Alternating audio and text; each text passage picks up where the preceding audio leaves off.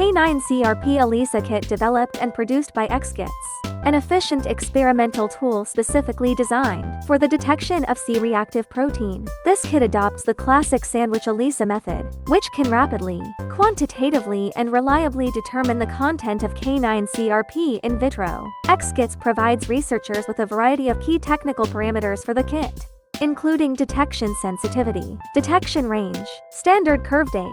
This is followed by the detailed and simple operation steps of this kit. Firstly, prepare the samples and serially diluted standards. Add standards or samples to each well and incubate. After, discard the liquid. Add biotinylated detection antibody working solution, and incubate, then washing the plate 3 times.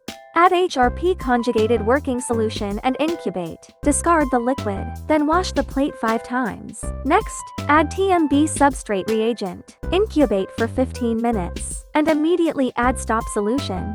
After that, you can measure the absorbance and calculate the results of your experiment. More product information can be found on ExKits website. If you have any questions, you can contact us via email. Thank you for watching, and wish you a smooth experiment.